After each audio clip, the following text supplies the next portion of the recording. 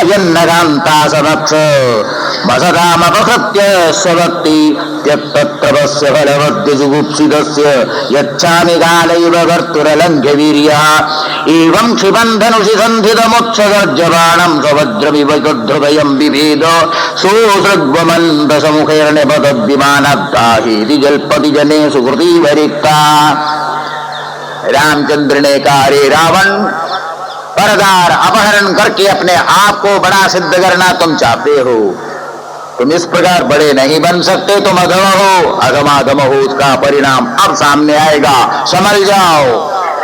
इतना कहकर भगवान रामचंद्र ने जो बाण छोड़ा, रावण के हृदय को उसने फाड़ दिया और रथ में से नीचे वो राम गिर पड़ा, उसके प्राण पखेर उड़ गए। लंकावासी राक्षस सब के सब घबरा गए, रोने लगे। उसी समय में हनुमान जी पहुंच गए सीता के पास। वहां जाके जब देखा, चारों ओर राक्षसियां बैठकर घुड़की दे रही थी, खबरदार वो है, धमकी दे रही थी। और वहां जाके हनुमान जी ने कहा, हतो रावण, मारा गया रावण। बस इतना सुनना था, पूरी राक्षसियां जितनी थी फीकी हो गई। सीता के हृदय में महान हर्ष हो गया।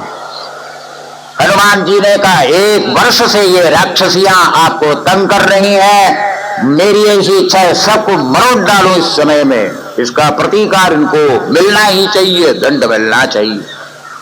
भगवती सीता थी। वाल्मीकि रामायण में श्लोक आता है, कार्यं कारुण्यमार्येण नगश्चिन्नापराध्यति। हे आर्य, हे हनुमान, ऐसा ना करो। गलती किससे नहीं होती संसार में, सबसे गलती हो जाया करती है। गलती का बदला समर्थ हो तो उसको नहीं करना चाहिए। आप इनके ऊपर दया करो। रावण के मर जाने से स्वयं मर चुकी है, जो मर चुकी है उसको भला क्या मारना है। आप इन पर अब दया करो, दया करो। माता का जो असली हृदय है सीता जी ने दिखाया। वहां से सीता को लेकर हनुमान जी पहुंच जाते हैं। उनको लेकर वे अयोध्या में आ जाते हैं। पुष्पक विमान में आरूढ़ होकर आरोप्यादुरुहे यानम प्रातृभ्याम हनुमद्युत विभीषणाय भगवान दत्त्वा रक्षो गणेशदाम। विभीषण को राजगद्दी दे दी थी और वहां से पुष्पक विमान में चढ़कर भगवान राम, लक्ष्मण, सीता तीनों अयोध्या में आए। लेकिन पहले हनुमान जी को भेजा था। उपजीयमानगरितश्चरित्यादि विर्मुदा गोमूत्रयावगम श्रुत्वा भ्रातरम बल्कलांबरम। तपस्वी होकर तपश्चर्या मानो कर रहे थे, गोमूत्र यावक का सेवन करते हुए। भरत जी 14 वर्ष बिता चुके थे, अग्नि की चिता तैयार कर रहे थे। 14 दिन से एक क्षण भी आगे हो गया, चिता पर जल जाऊंगा मैं, इस प्रकार भरत जी का वचन था। जलने की तैयारी होने लगी थी, तब तक हनुमान जी आ गए। हनुमान जी ने कहा, आ रहे हैं आपके भ्राता। रावण का वध हो गया है। तब बड़ी सांत्वना भरत जी को मिल गई और देखते ही देखते सबके सब पहुंच गए। तब स्नान करके अयोध्या जी में भरत प्रवेश करते हैं, राम जी भी प्रवेश करते हैं। सप्त समुद्र से जल लाकर, समस्त तीर्थों से जल लाकर वशिष्ठ जी अभिषेक करते हैं और राजगद्दी पर भगवान रामचंद्र विराजमान हो जाते हैं। सियावर रामचंद्र भगवान की जय। एक पत्नी व्रतधरो राजर्षि गरितस्य जी स्वधर्मं गृहमेधियं शिक्षयन् स्वयमाचरत। भगवान राम ने एक पत्नी व्रत का पूर्ण रूप से पालन कर लिया था और नीति से, धर्म से प्रजा का रंजन किया। रंजनाद राजा, प्रजा रंजन जो करावे वही तो राजा, अपने नाम को सार्थक कर लिया था। कुशस्य जातिस्तस्मान् निषसत्सुतो नभः पुण्डरीको तत्पुत्र क्षेमधन्वा भवत्ततः। सूर्यवंश आप सुन रहे हैं, बीच में रामचंद्र की कथा आ गई। भगवान राम का पुत्र कुश हुए और कुश का अतिथि पुत्र हुआ, उसका पुंडरीक हो गया। इस प्रकार उनका वंश बहुत दूर तक चला। द्वापर युग में भी उनका वंश चला था। सुदर्शनोऽथाग्रवर्ण शीघ्रस्तस्य वरुसुतः। सुदर्शन नाम का बड़ा राजा हो गया था, उसी वंश में उसका मरु नाम का पुत्र हो गया था। योषावास्ति योग सिद्ध कलापग्रावमाश्रितः। उस मरु अंतिम राजा हो गया सूर्य वंश में। उसके बाद में कोई दूसरा राजा नहीं हुआ। कलापग्राह में आज तक वही विद्यमान है। कली समाप्त होने के बाद क्षत्रिय वंश को वही चलाने वाले हैं। निरीक्षाकुतनयो वसिष्ठमवृतर्तिजाम् आरभ्य सत्रम सोप्याः सक्रेण प्राग्वृणोऽस्मि भूः। निमि वंश भी इसी प्रकार चला था, जहां पर राजा जनक आदि हुए। क्षत्रिय वंश वो भी महान वंश हो गया। अगाधश्रूयताम् राजन् वंश सोमस्य भावना यस्मिन्नैलादयो भूपा कीर्त्यन्ते पुण्यकीर्तया। अब आप चंद्रवंश की बात सुनेंगे, जहां पर बड़े बड़े महान राजा ऐल जैसे हो गए इलापुत्र, और जिस वंश में भगवान श्री कृष्णचंद्र का अवतार भी हुआ था। सहस्रशिरस पुंसो नाभिहृद सरोरुहात् जातस्यासे सुतो धातुरत्रि पितृसमो गुणैः। भगवान नारायण के नाभिकमल से ब्रह्मा जी का जन्म हुआ था। ब्रह्मा जी से अत्रि का जन्म हुआ था। अत्रि से सोम का माने चंद्रमा का जन्म हुआ। राजा चंद्रमा का जन्म हुआ, ये पहले आप सुन चुके हैं। और सोम का पुत्र ही बुध हुआ। बुध की पत्नी इला हो गई थी, जो मनु की ही पुत्री थी। और उससे पुरूरवा का जन्म हो गया था। पुरूरवा के पुत्र के रूप में आयु, श्रुतायु, सत्यायु आदि हो गए थे। और उसी वंश में आगे जहनु नाम का राजा हो गया था। उस जन्नो ने ही गंगा जी को रोक लिया था और बाद में छोड़ा, जिसके कारण ही गंगा जी का जाह्नवी ये भी नाम पड़ गया था। उसी वंश में आगे कुश नाम का राजा हो गया और उसके पुत्रों में गाधी नाम का राजा हो गया था। कुशनाभस्य चत्वारो गाधिरासे कुशाम्बुजा तस्य सत्यवती कन्याम ऋषि को याचद्विजा। राजा गाधी की एक पुत्री हो गई थी, जिसका नाम सत्यवती हुआ। ऋषिक नाम के एक बड़े भारी ऋषि उस समय में तपस्या कर रहे थे। ऋषिक ने कहा राजा गाधी को, आपकी जो पुत्री है, आप पुत्री को मुझे दे दीजिए, मैं गृहस्थ आश्रम में प्रवेश होना चाहता हूं। गाधी ने सोचा, अरे ये तो ऋषि है झोपड़ी में रहने वाला, इसको भला मैं अपनी कन्या किस प्रकार दे सकता हूं। राजा ने कहा कि देखो 1000 घोड़ों को लाकर दोगे, जिसके कान श्याम वर्ण के हो और सारा सफेद वर्ण के, तब हम समझते हैं कि हमारी कन्या का विवाह करने योग्य तुम हो। इत्युक्तस्तन्मदं ज्ञात्वा गतस्स वरुणान्तिकम् आनीय दत्त्वा दानश्वान् उपैवीवराननम्। महर्षि ठहरे, वरुण के पास जाकर वैसे ही घोड़ों को लाकर गाधी को दे दिया। तब सत्यवती के साथ उनका विवाह हो गया। गाधी का कोई पुत्र नहीं हो रहा था। गाधी की पत्नी ने अपनी पुत्री को कहा, अरे तुम्हारे पति तो बहुत भारी ऋषि है, वरुण के पास जाकर घोड़े लाने वाले, उनसे प्रार्थना करो, एक पुत्र तुम्हारा भी हो जाए, एक पुत्र मेरा भी हो जाए। सत्यवती की मां ने कहा। इस प्रकार जब सत्यवती ने अपने पति ऋषिक को कहा, तो ऋषिक ने क्या किया, यज्ञ करके दो बर्तन में, 2 लोटे में पानी रख दिया और तीर्थ बना दिया उसको। स ऋषि प्रार्थित पत्न्या सस्वाचापत्य कामया श्रवयित्वा उभयैर्मन्त्रिश्चरुं स्नातुं गतो मुनिः। चरु नाम का जो यज्ञ द्रव्य है उसको बना के रख दिया और उसके बाद में स्नान करने के लिए ऋषि जब चले गए, सत्यवती की माता ने कहा कि देखो तुम्हारे लिए जो चरु बनाया है ये अधिक श्रेष्ठ होगा, क्योंकि तुम्हारे पति जो ठहरे ऋषिक, अब मेरे लिए बस ऐसे साधारण बनाया होगा, तुम अदला बदली कर लो, तुम्हारा जो चरु है वो मुझे दे दो, मेरे लिए जो बनाया वो तुम ले लो। ऋषि नाराज हो जाएंगे और मेरा पुत्र अधम हो जाएगा, तो सत्यवती की माता ने कहा, रे तुम्हारे पति ऋषि है, अगर वो मूर्ख भी हो तो बुद्धिमान बनाने की शक्ति उनके अंदर है। मेरा पुत्र कहीं मूर्ख निकलेगा तो कौन उसको सुधारेगा बाद में। पुत्री होने के कारण मान लिया, अपना भाग माता को दे दिया, माता का भाग स्वयं ग्रहण कर लिया। अब जब व्यतिक्रम हो गया तब ऋषि ने कहा, रे तुमने ये क्या किया? मैंने कोई पक्षपात नहीं किया था। तुम्हारी माता के लिए जो चरु रखा था वो इस प्रकार रखा था कि गाधी क्षत्रिय होने के कारण क्षत्रिय की शूरवीरता से युक्त पुत्र उससे होता, और तुम ऋषिपत्नी हो, ब्राह्मणी हो जाने के कारण तुम्हारा पुत्र बड़ा ही ब्रह्मवेत्ता हो जाता। अब विपरीत हो जाएगा, तुम्हारा पुत्र घोर होगा, भयंकर होगा, युद्ध करने वाला होगा, और उसका पुत्र ब्राह्मण जैसा हो जाएगा, तपस्वी हो जाएगा। सत्यवती ने कहा, नहीं नहीं, ऐसा पुत्र मुझे नहीं चाहिए, घोर पुत्र मुझे नहीं चाहिए, आप तपस्वी है, इसको ठीक कर दो आप। ऋषि कहने का, ये जो होना है सो होगा, हाँ इतना मैं कर सकता हूं, तुम्हारा पुत्र बड़ा तपस्वी होगा लेकिन पौत्र घोर हो जाएगा। सत्यवती का ही पुत्र जमदग्नि ऋषि हो गए और उनका पुत्र परशुराम हो गए। परशुराम तो क्षत्रिय के समान समस्त क्षत्रियों को ही मारने वाले सिद्ध हुए।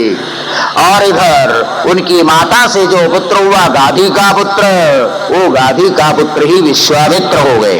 विश्वामित्र क्षत्रिय होने पर भी तपश्चर्या करते करते वो ब्रह्म ऋषि अंत में बन गए थे। ये वैपरीत्य इस चरु के भक्षण से ही हुआ था। चक्रे क्षत्रियाम महीम, परशुराम ने अपनी वीरता दिखा दी थी। 21 बार पृथ्वी पर घूम घूम करके क्षत्रियों का उन्होंने वध कर लिया था। पित्रोपशिक्षितो रामस्तथेति गुरुनंदनो संवत्सरम तीर्थयात्रां चरित्वा श्रममाव्रजत। जमदग्नि को आदेश दिया था, तुमने बड़ा भारी घोर कर्म किया, प्रायश्चित के रूप में तीर्थ यात्रा करो। परशुराम ने तीर्थ यात्रा भी कर लिया था, लेकिन उसी समय में है राजा आ गया था, उसने बड़ा जो अन्याय किया था, जिसके लिए उनका भी वध किया था। यह पुरोरवस पुत्र आयुस्तस्या भवन सुधा नहुष क्षत्र वृद्धश्च रजीरंभश्च वीर्यवान यदुर्ययाति संयाति राजदुर्वियति कृति। पुरूरवा के वंश में ही आयु नाम का पुत्र हो गया। उनके वंश में यति ययाति आदि राजा हो गए थे। अब ययाति का चरित्र सुनेंगे। चंद्रवंश में जो बहुत बड़ा भारी राजा हो गया था, ययाति राजगद्दी पर बैठे थे। एक दिन की बात ऐसी हुई, वृषपर्वा नाम का असुर था और उनकी पुत्री का नाम शर्मिष्ठा। उनके गुरुजी शुक्राचार्य थे। शुक्राचार्य की पुत्री का नाम देवयानी। दोनों सहेलियां थी, मिलजुल कर चलती थी। एक दिन की बात है, ये सब के सब स्नान करने के लिए सरोवर में गई हुई थी। शर्मिष्ठा राजपुत्री होने के कारण उसकी सहेलियां बहुत सारी थी और इधर देवयानी अकेली थी। स्नान करते समय में कुछ गड़बड़ियां हो गई। यही संध्या समय था। भगवान रुद्र उस समय में उस रास्ते से जा रहे थे। घबरा करके सबके सब ऊपर आ गए और वस्त्र पहनते समय अदला बदली हो गई। अदला बदली जब हुई तो शर्मिष्ठा ने कहा देवयानी को, अरे तुमको मालूम है कि मैं राजपुत्री, मेरे कपड़े तुमने कैसे पहन लिए? गंदी गंदी तुमने कैसे मेरे कपड़ों को पहन लिया? देवयानी ने कहा, अरे मुझे गंदी क्यों कहती है? मैं तो तुम्हारे पिता के गुरु की पुत्री हूँ। मेरा वस्त्र बड़ा ही पवित्र है। तुम्हारा भले ही देखने में कपड़ा अच्छा हो, लेकिन तुम्हारा ये तो कपड़ा अपवित्र है। वो अपवित्र कपड़ा मेरे को देंगे और मेरे पवित्र कपड़ा तुमने ले लिया। तुमको ये मालूम है, सफाई अलग चीज होती है, पवित्रता अलग चीज होती है। हमारे वस्त्र में पवित्रता रहती है, भले सफाई ना हो, और तुम्हारे वस्त्र में सफाई भले हो लेकिन पवित्रता नहीं है, तुम गंदी हो। तुमने मेरे कपड़े को पहन लिया। पवित्रता अलग चीज होती है, सफाई अलग चीज होती है, इतना तुमको मालूम है। गोबर से लेप लेते हैं, देखने में सफाई नहीं होती है लेकिन पवित्रता मानी जाती है। बाथरूम बड़ा सुंदर बना लेते हैं और वहां पर सफाई बहुत अच्छी सफाई होती है, लेकिन वहां बैठकर कोई पूजा पाठ करता है भला? वहां पवित्रता नहीं होती है। मैं पवित्र हूं तू गंदी है। देवयानी ने कहा उसको। शर्मिष्ठा ने कहा बहुत ज्यादा बात करने की कोई जरूरत नहीं है, मेरे कीमती वस्त्र है और तुम्हारे फटे पुरानी जो है साड़ी वो मेरे पास आ गई, अच्छे कपड़े तुमने चोरी कर लिया और तुम्हारा पिता जो है भिखारी है, हमारे पास आकर के कपड़े मांग के रह जाते हो। तो कहा सुनी होती रही, झगड़ा होता रहा, छोकरियों की झगड़ा और क्या है। अब बहुत दूर तक जो पहुंच गई वो दोनों, वहां पर एक कुआं था। शर्मिष्ठा ने देखा ये कुआं है, उसको गुस्सा आ गया, धक्का देकर देवयानी को उसके अंदर गिरा दिया और अपने घर में चली आई वो। अब देवयानी बड़ी बड़ी रो रही है, कुएं से वो निकल नहीं सकती। सारी रात वहां पड़ी रही और दूसरे दिन वहां पड़ी पड़ी रो रही थी। उसी समय में राजा ययाति शिकार खेलने के लिए जंगल आए हुए थे, प्यास उनको लगी हुई थी। कुआं जैसा दिखाई पड़ा तो देखा इसके अंदर पानी हो तो उसको उठा करके पिया जाए। झांक करके देखा तो उसके अंदर लड़की पड़ी हुई। बड़ा आश्चर्य हो गया उनको, अरे ये लड़की कैसे इसमें पड़ी है, कब से पड़ी है। अपना दुपट्टा निकाल करके उसको रस्सी जैसे बनाया और बना करके उससे पकड़ाया और उसको खींच करके ऊपर निकाला। ऊपर तक पहुंचते ही गिरने लगी तो उसका हाथ पकड़कर उसने ययाति ने ऊपर रख दिया उसको। तब उसको जरा सांत्वना मिल गई और फिर उसके बाद में पूछा तुम कौन हो, कैसी हो, क्या हो। उसने सारा वृत्तांत बतलाया। शुक्राचार्य की मैं पुत्री हूं, शर्मिष्ठा वृषपर्वा असुर की पुत्री। हमारे झगड़े में उसने ये न्याय कर लिया है। कहा अच्छा कोई बात नहीं, तुम अपने पिताजी के पास में जाओ, इस वैर को भूल जाओ। देवयानी ने कहा उस समय में भगवान बात यह है, आज तक किसी ने भी मेरा हाथ पकड़ा नहीं है, सर्वप्रथम आपने मेरा हाथ पकड़ा, इसका मतलब पाणी ग्रहण आपने कर लिया है। अब आप ही मेरे पति होंगे, दूसरे का पानी मैं नहीं पकड़ सकती हूं। ये आदि ने कहा अरे तुम ब्राह्मण की पुत्री ब्राह्मणी और मैं तो क्षत्रिय हूं, ये वैपरीत नहीं हो सकता है। उस समय में देवयानी ने कहा इंद्र का पुत्र कच था, उसने मुझे श्राप दिया है कि ब्राह्मण के साथ तुम्हारी शादी नहीं होगी, इसलिए क्षत्रिय के साथ ही मेरी शादी होगी, इसलिए आपको इसमें कोई दोष नहीं हो सकता। खैर इसका निर्णय बाद हम करेंगे, देखेंगे क्या होता है। शुक्राचार्य के पास जब पहुंचा दिया तो शुक्राचार्य ने कहा कोई बात नहीं, हमारी पुत्री के साथ तुम विवाह कर लो, तुम्हें दोष नहीं लगेगा, उस दोष का निवारण मैं कर लूंगा। ययाति अपने राज्य में वापिस चले गए। बात अब यहीं पर बंद हो गई थोड़े दिनों के लिए, लेकिन देवयानी ने शुक्राचार्य को कहा, अपने पिता को कहा, इस देश में मैं रहना नहीं चाहूंगी अभी, क्योंकि वो शर्मिष्ठा बोल रही थी तू भिखारी की लड़की है, भीख मांगने के लिए आप जाते तो क्या आप सचमुच में भिखारी हैं? शुक्राचार्य कहते मैं क्यों भिखारी हूं, मैं तो गुरु हूं, मैं भिखारी थोड़ा हूं। तो फिर इतने अपमानित होकर मुझे यहां पर नहीं रहना है। शुक्राचार्य ने कहा चलो अपने छोड़ के चलेंगे, दूसरे कहीं चले जाएंगे। जाने लगे तो वृषपर्वा को मालूम पड़ा ये गुरुदेव हमको छोड़कर चले जा रहे हैं, अगर गुरुजी चले गए तो हमारी सारी शक्ति खत्म हो जाएगी। जाकर उनका पांव पकड़ा और कहा गुरुदेव हमें छोड़कर आप ना जाएं। शुक्राचार्य ने कहा मुझे क्या मनाते, इस छोकरी को मनाओ, ये हट पकड़ रही है, ये कहती है छोड़कर जाना है करके। वृषपर्वा ने उसका भी चरण पकड़ लिया, कहा देवी तुम मान लो, क्यों इतने नाराज हो। देवयानी ने कहा तुम्हारी जो लड़की है बड़ी दुष्ट है, वो आकर के मेरा पांव पकड़े तब मैं मान सकती हूं। बड़ा भारी अनिष्ट जब देखा शर्मिष्ठा कुछ समझदार थी, उसने आकर कहा कोई बात नहीं, कोई बात नहीं, आप जो है महार है, आपके चरण में पकड़ती हूं। देवयानी ने कहा तुमको दासी होकर रहना पड़ेगा तो मैं मान सकती हूं, तुमने मुझे भिखारी कह दिया है तो दासी होकर रहो तो मैं यहां पर टिक सकती हूं।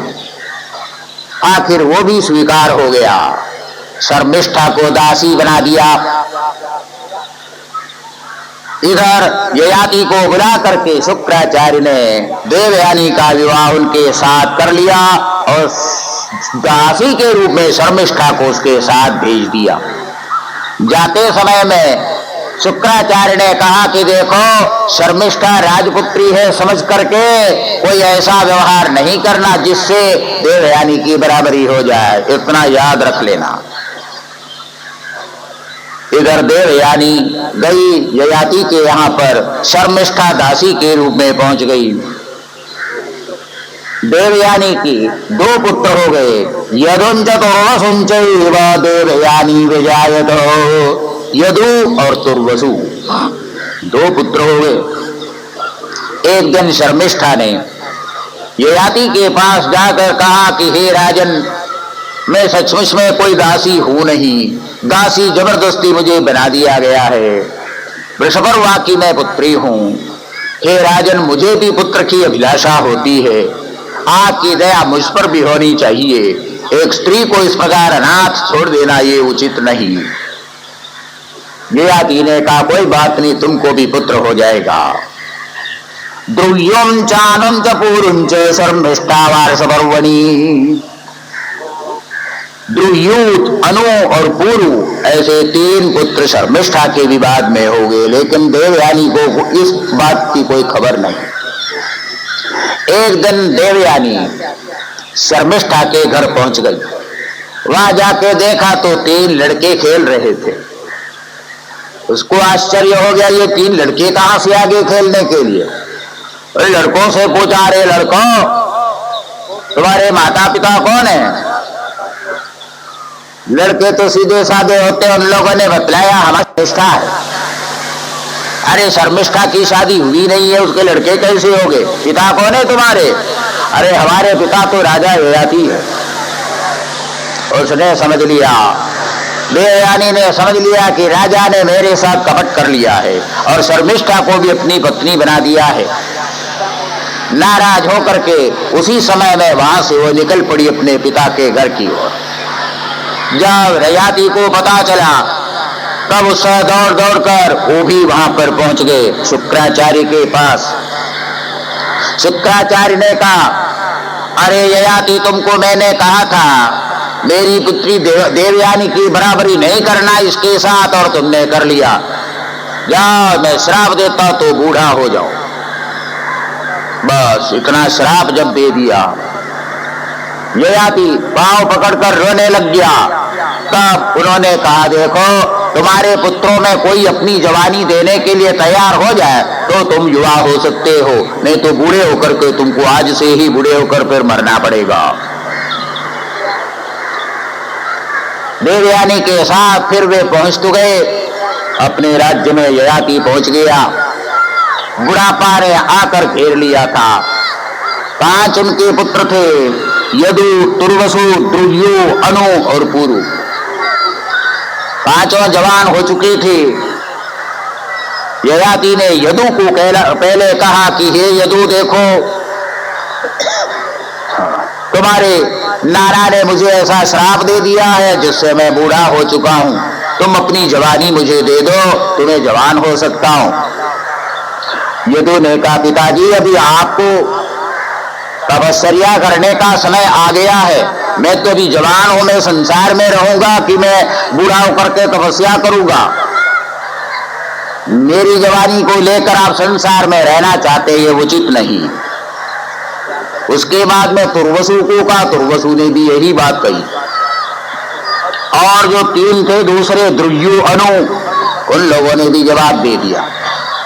पुरु से जब कहा तब पुरु ने यही कहा, उत्तमश्चिंतितं कुर्यात् प्रोक्तकारीदु मध्यमः अगमो श्रद्धया कुर्यात् अगर्तोच्चरितं पितुः। पिताजी आपका ही दिया हुआ यह शरीर है, जो भी आप मुझसे सेवा लेना चाहें ले सकते हैं, मेरी जवानी चाहिए तो आप ले लो। पिता की जो सेवा करने वाला वही वास्तव में पुत्र होता है। पुरु ने अपनी जवानी प्रदान कर लिया था अपने पिता ययाति को। बहुत दिनों तक इसी प्रकार ययाति अपने पुत्र की जवानी से रहे, लेकिन अंत में उनको बहुत बड़ा भारी वैराग्य हो गया। ये क्या मैं इस प्रकार बकरों के समान, घोड़ों के समान, पशुओं के समान विषयोपभोग में लगा हूं। देवयानी को बुलाकर ययाति ने कहा, हे देवयानी, एक मैं कहानी तुमको सुनाता हूं। देवयानी ने कहा, बड़ी अच्छी बात है, सुनाओ, क्या कहानी है? कहा, एक बकरा था। वो बकरा जंगल में घूम रहा था, इधर उधर भटक रहा था। अच्छा, फिर क्या हुआ? एक बार उसको प्यास लग गई और एक कुएं में झांक करके देखा, वहां पर एक बकरी पड़ी हुई थी। अच्छा, फिर उसने अपने सींग से किनारा तोड़ तोड़ करके उस बकरी को ऊपर निकाल लिया, और जब बकरी उसके मालिक के पास गई तो वो बकरा भी वहां पर गया। लेकिन वो बकरा बड़ा चंचल था। एक दिन उसके मालिक ने ऐसा डंडा मारा कि उसकी कमर टूट गई, और टूटने के बाद जब बहुत रहने लगा तो उस समय में मलहम पट्टी करके किसी प्रकार ठीक कर दिया। देवयानी ने पूछा, कैसा बकरा, कहाँ बकरा, मैंने तो कभी देखा नहीं, सुना नहीं। ययाति ने कहा, वो बकरा मैं ही हूं और वो बकरी तू है। कुएं में पड़ी थी, तुमको मैंने उठा लिया, और तुम्हारे पिता ने ऐसे डंडा मारा मेरी पीठ पर, मेरी कमर टूट गई। अब उसके बाद में दूसरे की जवानी से मैं जी रहा हूं। उस समय में अब मुझे वैराग्य हो चुका है, मैं सब छोड़कर अब तपस्या करने के लिए जा रहा हूं। न जादुगाम कामानाम उपभोगे न शाम्यति हविषा कृष्णवर्त्मे बभूयैवाभिवर्धते। ययाति का कहना है, विषयों का उपभोग करने मात्र से काम दूर नहीं हो सकता। अग्नि को शांत करने के लिए घी उसमें डालोगे तो अग्नि बुझेगी नहीं और भभकेगी। वो तो वही हालत मेरी हुई है। या दुष्टजा दुर्मदिर्जीर्यतो या न जीर्यते काम तृष्णाम दुख निवहाम शर्मगामो द्रुतम तिजी। जो अपना कल्याण करना चाहता है, काम क्रोध आदि को त्याग कर भगवान का ध्यान वह करें। इतना कहकर वो जंगल के लिए प्रस्थान करते, तपस्या करने के लिए अपनी जवानी वापिस पुरु को देते हैं। शुक्राचार्य के वरदान से जो जवानी देने वाला था वो राजगद्दी का अधिकारी होता था, इसलिए कनिष्ठ होने पर भी पुरु ही राजगद्दी के अधिकारी हुए। पूर्ववंशं प्रवक्ष्यामि यत्र जातोऽसि भारत यत्र राजर्षयो वंश्या ब्रह्मवंश्याश्च जज्ञिरे। शिवदेव जी बोलने लगे राजा परीक्षित को, हे राजन, अब मैं पूर्व वंश सुनाता हूं जिस वंश में तुम पैदा हुए हो। महान वह वंश हुआ, बहुत बड़े बड़े महान राजा वहां पर हो गए जिसमें तुम्हारा जन्म हुआ था। पुत्रो वो सुमतिरेभ्यो दुष्यन्तस्तत्सुतो मदाम। पूरु का पुत्र जनमेजय आदि हो गए थे, संयाति आदि उनके पुत्र हो गए, उक्षेयु स्थंडिलेयु आदि उनके पुत्र हो गए। उस मत में सुमति हो गया, और सुमति का पुत्र रैभ्य हुआ, रैभ्य का पुत्र दुष्यंत हुआ था। दुष्यंत का विवाह कण्वाश्रम में शकुंतला के साथ हुआ। शकुंतला का वृत्तांत यहाँ पर संक्षेप में बता दिया। विश्वामित्रात्मजैवाहं त्यक्ता मेन गया बले वेदे भगवान गंडो वीर किंकरवावती। कण्वाश्रम में जब दुष्यंत पहुंचे, शकुंतला को देखा तो इतनी वह रूपवती थी, उसको देखकर दुष्यंत के मन में यह विचार आ गया कि यही मेरी पत्नी हो। शकुंतला से जब पूछा तब उसने बतलाया कि मैं विश्वामित्र की पुत्री हूं, मेनका से पैदा हुई हूं। दोनों का विवाह हो गया था। बहुत लंबा वृत्तांत यहाँ अति संक्षेप से बताया है। और उनका पुत्र भरद्वाज हो गए। दुष्यंत का पुत्र उस समय में भरत हो गया था, उस भरत के नाम से भी भारत हो गया, इस प्रकार प्रसिद्धि है। उनका पुत्र भरद्वाज हो गया था। वितथस्य सुतो मन्युर्बृहक्षत्रो जयस्तथा महावीर्यो नरो गर्गः संकृतिस्तु नरात्मजः रन्ति देवस्य सह्यामुत्र जगीयते। उसी वंश में वितथ हो गया और रंतिदेव नाम का एक महान राजा हो गया। रंतिदेव का वृत्तांत बड़ा ही आश्चर्यकारी है। रंतिदेव इतना बड़ा भारी दानी था, महान था, योगी था, ज्ञानी था। कोई भी मांगने के लिए आ जाए तो खाली हाथ वो लौटता ही नहीं था। ब्राह्मण आते थे, क्षत्रिय आते थे, भिखारी आते थे, कोई भी आ जाए जो हाथ में आ गया सो दान में दे दिया करते थे। लेकिन इस प्रकार धीरे धीरे उनके पास जो विशाल कोष था, खजाना, वो खाली हो गया। सब धन लुटा दिया, सब दान में दे दिया। इसी बीच सब धन खत्म हो गया था। एक ब्राह्मण आ गया, कहने लगा, हे राजन, हमारे पास रहने के लिए कोई स्थान नहीं है, थोड़ा धन हमको मिल जाना चाहिए। रंतिदेव ने कहा, मेरे पास धन तो नहीं है, लेकिन तुम्हें रहने के लिए स्थान चाहिए ना। कहा, ये जो महल है ना खड़ा, ये तुमको दे देता हूं, बस तुम इसमें रहो। ब्राह्मण ने कहा, आप कहाँ रहेंगे फिर? अरे मेरी चिंता तुम मत करो, मैं जंगल में जाके रहूंगा। ब्राह्मण ने कहा, ऐसा मत करो राजन। कहा, बस तुमने मांग लिया, मैंने दे दिया, खत्म। अपनी पत्नी को, पुत्र को बुला लिया, चलो जंगल में, मैंने दान में महल दे दिया। दोनों तैयार हो गए, तीनों के तीनों मिलकर जंगल में आकर रहने लगे। बहुत दिनों तक वे जंगल में रहते रहे, कंदमूल खाते रहे। लेकिन एक बार बहुत बड़ी भारी अनावृष्टि हो गई, जंगल सब सूख गया, कहीं फल नहीं, गंध नहीं, मूल नहीं। रंतिदेव ने कहा पत्नी को और पुत्र को, चलो दूसरे जंगल में अपने चलेंगे, वहां पर जल मिलेगा, फल सब मिल जाएगा। पैदल पैदल पैदल वहां से चले। चलते चलते चलते 7 सप्ताह बीत गए, लेकिन कहीं भी पानी भी नहीं मिला, कुछ नहीं मिला। 7 सप्ताह माने 49 दिन। इतने थक गए थे तीनों के तीनों, चल नहीं सकते थे। 3 दिन भी पानी नहीं मिले तो क्या दुर्दशा होती है। ये जंगल में घूमने वाले संत पुरुषों को पता है क्या दुर्दशा होती है। 49 दिन हो चुकी थी, एक जगह पर पहुंच गए। अब कोई शक्ति नहीं रही, पुत्र तो छोटा था, उसको चलने की भी ताकत नहीं रही। एक पेड़ के नीचे ले जाके उनको बिठा दिया, पत्नी को, और रास्ते में आकर रंतिदेव बैठ गए। इतने में वहां से एक यात्री आ गया।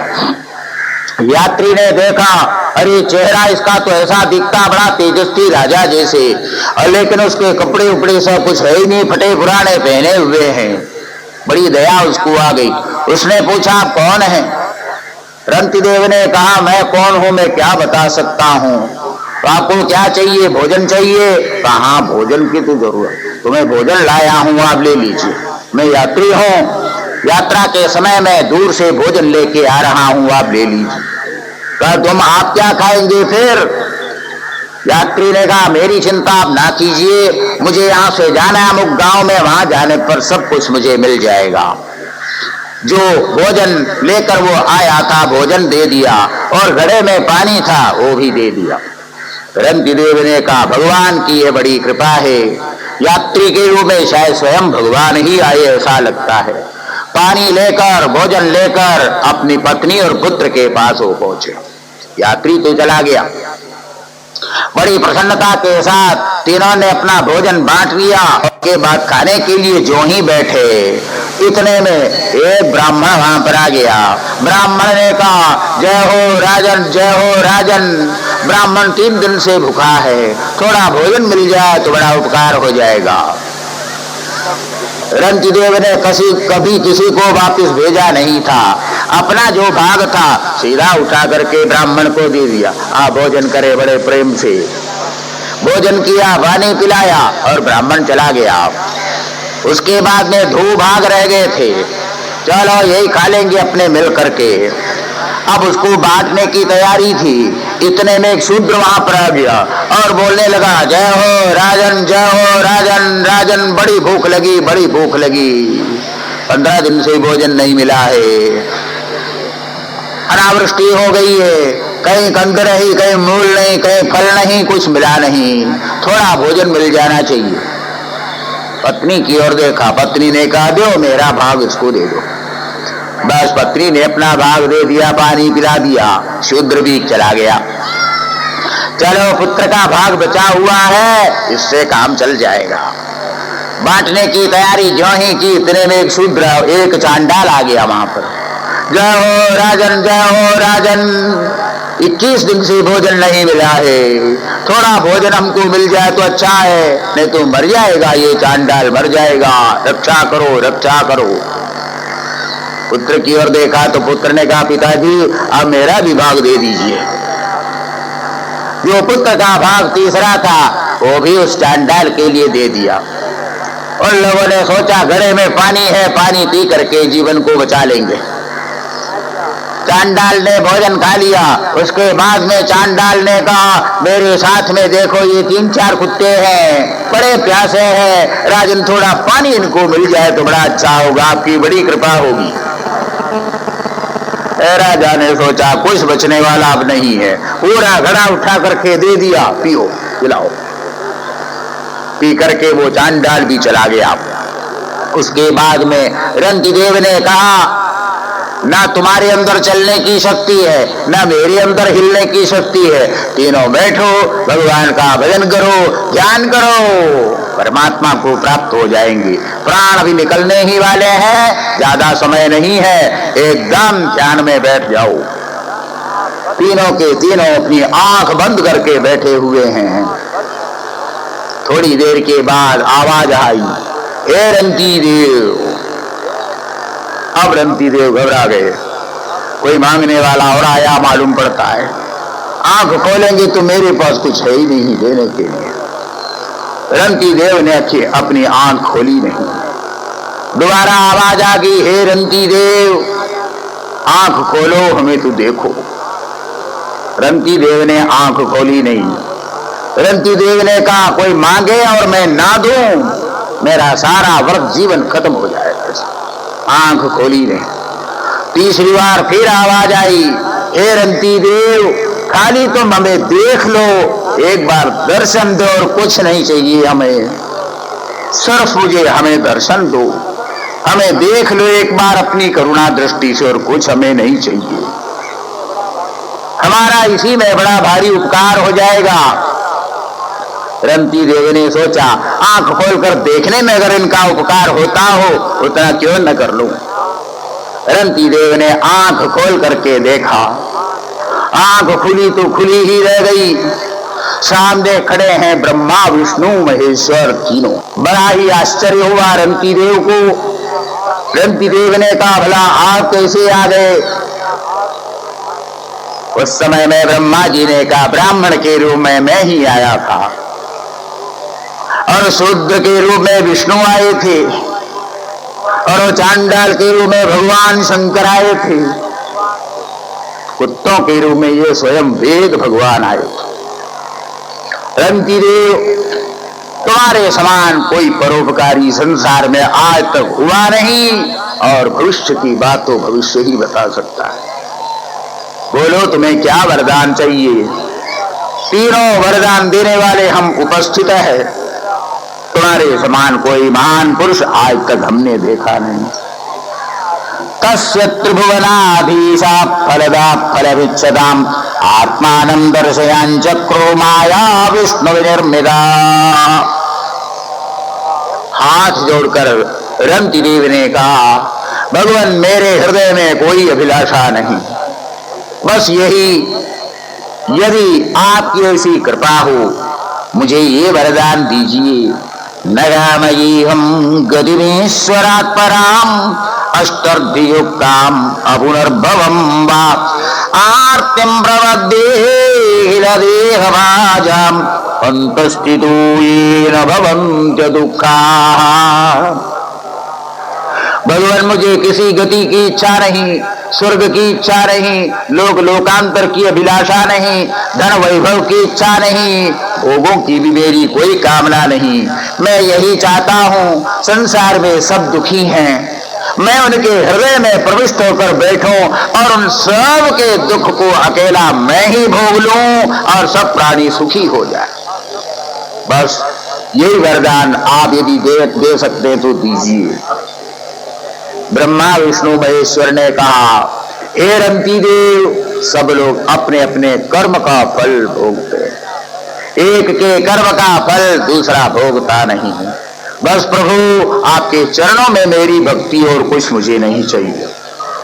रंतिदेव उसी समय में भगवान में विलीन हो जाते हैं और उनके पुत्र को पूर्ण शक्ति प्रदान करते हैं और वे ही बाद में राजा बनकर बृहक्षत्र आदि बड़े बड़े राजाओं के रूप में प्रसिद्ध हो जाते हैं। रंतिदेव की आश्चर्यकारी इस कथा को सुनकर राजा परीक्षित की भी आंखों से आंसू गिरने लग जाता है। धन्य है हमारा वह वंश जहां पर रंतिदेव जैसे महान पुरुष हो गए। बृहक्षत्रस्य पुत्रो बुद्धस्ति यद्धस्तिनापुरम् आजमेढोद्विमेढश्च पूर्वेढश्च हस्तिनः।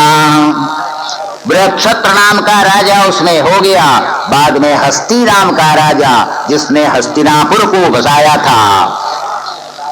उसके बाद में उसी वंश में बहुत बड़े भारी शांति सुशांति आदि उनके पुत्र हो गए, भरम्यास हो गए। ऐसे 5 जो पुत्र हो गए, पांचों ने जिस देश को बसाया था उसको पांचाल कहा गया। पांचाल माने पंजाब जो आजकल का है।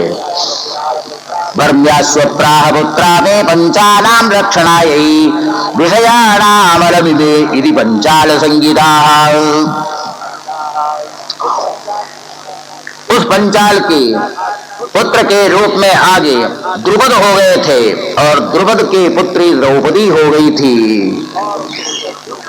और धृष्टद्युम्न उसका भाई भी हो गया था।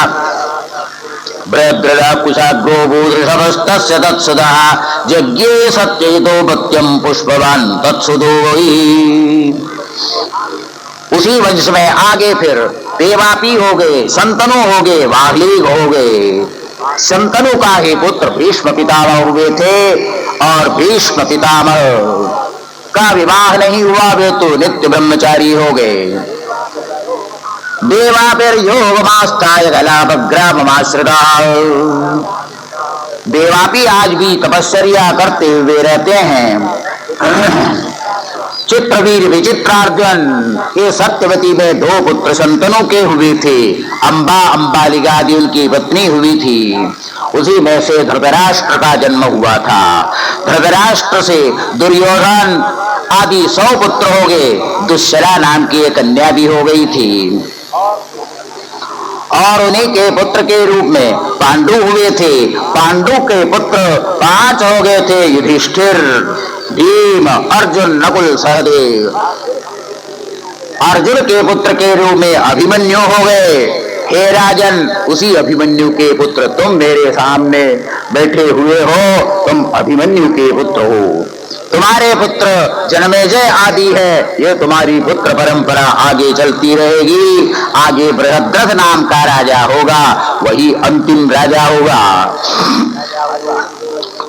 अनुपुत्रस्तु यदुवंशम प्रवक्ष्यामि। अब मैं आगे यदुवंश के बारे में भी कुछ बताता हूँ, जहाँ पर परम पुरुष परमात्मा का भी जन्म हो गया था। धर्मस्तु हैहवसुरो नेत्र कुंते पिता सुतः सोऽजं जरद कुंते वैष्मन् भद्रसेनगा। अर्जुन कृतवीर्यस्य सप्तद्वीपेश्वरो भवद्दत्तात्रेयात् हरेरंशा प्राप्त योग महागुणा। उस वंश में यदु का पुत्र क्रोष्टु हुआ था, वृजन हो गया था और उसके पुत्र के रूप में पुरुजित, रुक्म आदि हो गए थे। उसी वंश में वृष्णि हो गया था, जिसके नाम से वृष्णिवंश हो गया। सत्राजित उसमें पैदा हो गए, युधान हो गए, सुफल्क हो गए। अक्रूर जी भी उसी यदु वंश में ही पैदा हुए थे। तस्याहुगश्चाहुगी च कन्या चैवाहुगात्मजौ देवगश्चोग्रसेनश्च। अंधक नाम का राजा हुआ, आहुग आहुगी हो गए और उसी में देवक नाम के हो गए, वसुदेव हो गए थे। वसुदेव की पत्नियां हो गई थी। वसुदेव जब जन्म लेते उस समय में दुंदुभी बजी थी, इसलिए उनका नाम यह भी पड़ गया था आनग दुंदुभी। दुर्वासा की कृपा से पांडु की पुत्र के रूप में 5 जो हो गए थे। गंधर्व प्राप्तो दिति सुतः पौरवी रोहिणी भद्रा मतिदारोचना इला देवकी प्रमुखा आसन पत्नियां आनग दुंदुभे। वसुदेव की यह सब पत्नियां हो गई थी। बल, गद, सारण, दुर्मद, विपुल, ध्रुव, वसुदेव, ये सब वसुदेव के पुत्र हो गए थे। देवकी के पुत्र के रूप में 8वें कीर्तिमंत, सुषेण, भद्रसेन, ऋजु, संवर्धन, भद्र और संकर्षण और 8वां भगवान श्री कृष्णचंद्र हुए थे। यस्याननं मकरकुण्डलचारुवर्णभ्राजत् कपोलशोभगं सविलासहासं नित्योत्सवन्नपि ध्रुवस्तुदृशे पिबन्त्यो नार्यो नराश्च मुदितः कुपिता निमेश्च। पैदा होते ही